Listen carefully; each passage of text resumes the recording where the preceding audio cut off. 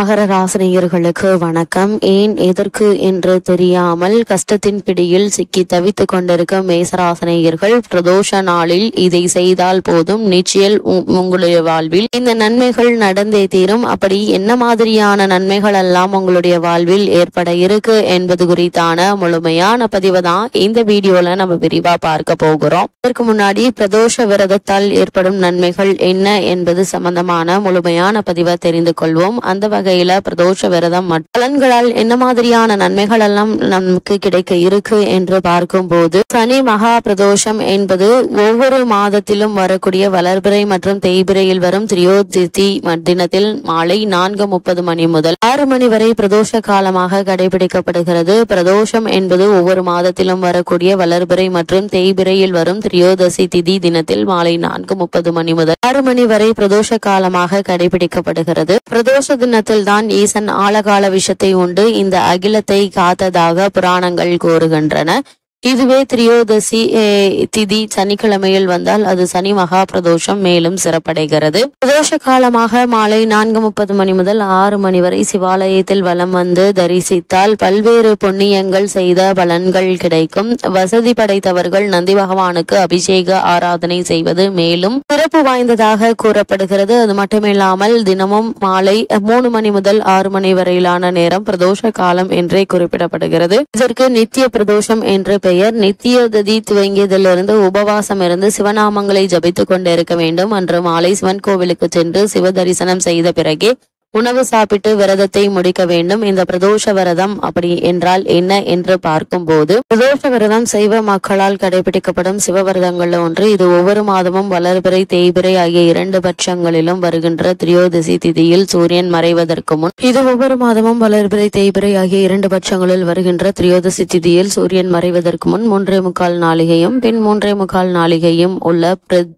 பிரதோஷ காலத்திற்கு சிவபெருமானை குறித்து அனுஷ்டிக்கப்படும் ஒரு விரதமாக அமைகிறது. இந்த பிரதோஷம் அன்று என்ன செய்யலாம் என்று பார்க்கும்போது, இந்த நாட்களில் அதிகாலை எழுந்து நீராடி சிவாலயம் சென்று வழிபட வேண்டும். அன்று முழுவதும் உணவின்றி உபவாசம் இருந்து திரைமுறைகளை பாட வேண்டும். பிரதோஷ நேரமான மாலை 4:30 மணிக்கு சிவாலயம் சென்று உள்ள முருகி 5 எழுத்து மந்திரமான சிவாய நம ஓதி வழிபட வேண்டும். அது மட்டுமில்லாமல் இந்த காலகட்டத்தை பொறுத்த வரைக்கும் ஒவ்வொரு மாதமும் 13வது திதியாக வரும் திரியோதசி திதியில் மாலை 4:30 முதல் 6 மணி வரையிலான 1.5 மணி நேரத்தை பிரதோஷ காலம் என்கின்றோம். இந்த நேரத்தில் சிவபெருமான் பார்வதி தேவியுடன் பூமிக்கு வந்து தன்னை வழிபடும் பக்தர்களுக்கு அவர்கள் வேண்டிய வரங்களை தந்து அருள் செய்வதாக ஐதீகம். சனி பிரதோஷம் அப்படின்னா என்ன என்று பார்க்கும்போது, ஒரு சனி மகா பிரதோஷத்தன்று விரதம் இருந்து சிவனை வழிபட்டால் 5 ஆண்டுகள் சிவன் கோவிலுக்கு சென்று வழிபட்ட பலனை பெற முடியும். சனி பிரதோஷத்தன்று சிவபெருமானையும் சனீஸ்வரனையும் விரதம் இருந்து வழிபட்டால் கிரக தோஷங்கள், சனியால் ஏற்படும் பாதிப்புகள் அனைத்தும் நீங்கிவிடும். தேய்பிறை பிரதோஷம் அப்படின்னா என்ன என்று பார்க்கும்போது, தேய்பிறை பிரதோஷங்கள் எல்லாமே விசேஷமானது. பௌர்ணமிக்கு பிறகு வரக்கூடிய சதுர்த்திதியை சங்கடகர சதுர்த்தி என்கின்றோம். அதே போல தேய்பிறையில் வரும் சஷ்டியில் விரதம் இருக்கிறோம். தேய்பிறையில் வரக்கூடிய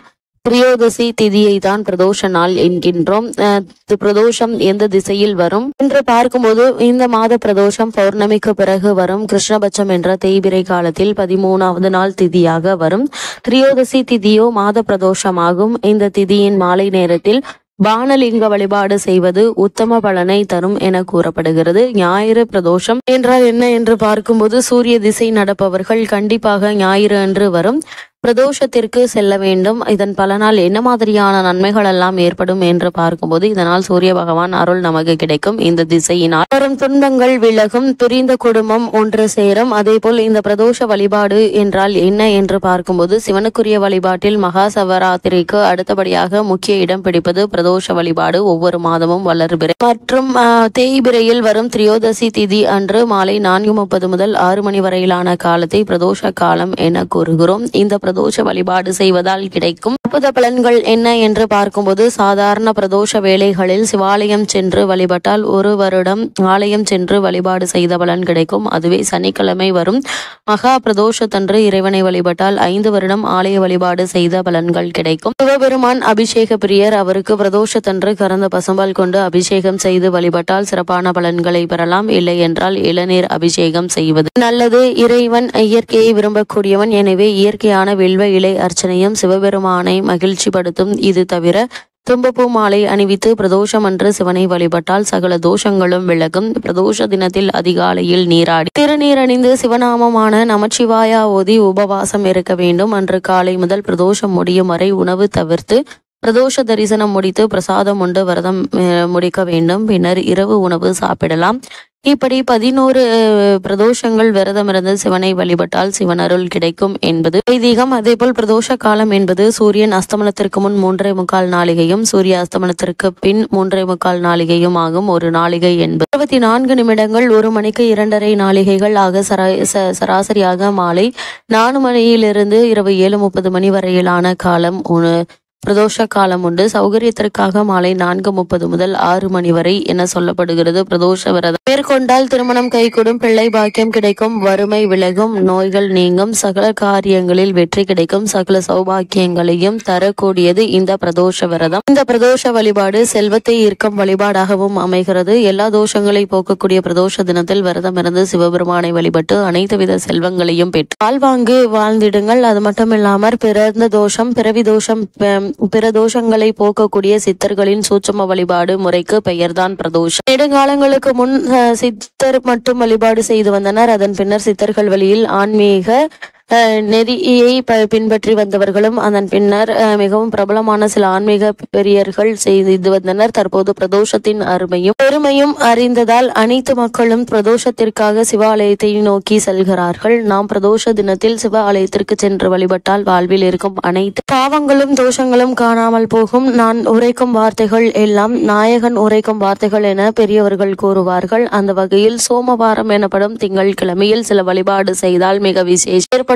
அதுவும் அன்று பிரதோஷம் வேறு வந்தால் அன்று சிவ பூஜையும் பிரதோஷ காலத்தில் சிவன் கோவிலில் வழிபாடும் செய்தால் பல்கோடு புண்ணியத்தை தரவல்லது. குறிப்பாக ஜாதகத்தில் மதி சந்திரனின் நல்ல நிலையில் இல்லாதவர்கள் சோமவார பிரதோஷம் அன்று சிவன் கோவில்களில் அர்ச்சனைக்கு வில்வம் அளித்து வழிபட்டால் உங்களுடைய ஜாதகத்தில் உள்ள மதி மட்டுமல்லாது உங்கள் மதியும் புக்தியும் நன்றாக இருக்கும் என கூறப்படுகிறது. மொத்தம் 20 வகையான பிரதோஷங்கள் உண்டு. அவை என்ன என்று பார்க்கும்போது தினசரி பிரதோஷம், பட்ச பிரதோஷம், மாச பிரதோஷம், நட்சத்திர பிரதோஷம், அதே போல பூரண பிரதோஷம், திவ்ய பிரதோஷம், தீப பிரதோஷம், அபய பிரதோஷம், மகா பிரதோஷம், உத்தம மகா பிரதோஷம், ஏகாட்சர பிரதோஷம், அர்த்தநாரி பிரதோஷம், திரிகரண பிரதோஷம், பிரம்ம பிரதோஷம், அட்சர பிரதோஷம், கந்த பிரதோஷம், ஷட்ஜ பிரபா பிரதோஷம், அஷ்டதிக் பிரதோஷம், நவகிரக பிரதோஷம், துத்த பிரதோஷம் என 20 வகையான பிரதோஷங்கள் உண்டு. இந்த பிரதோஷ வழிபாடுகளை நீங்கள் மேற்கொள்வதன் மூலமாக உங்களுடைய வாழ்வில் ஏற்பட்டு வரும் துன்பங்கள் அனைத்துமே நீங்கி நல்ல ஒரு முன்னேற்றம் உங்களுடைய வாழ்வில் ஏற்படும் என்பதை கிரகங்களுடைய சஞ்சார நிலைகள் தெளிவாகவும் உறுதியாகவும் எடுத்துக்காட்டுது என்பதை கிரக நிலைகள்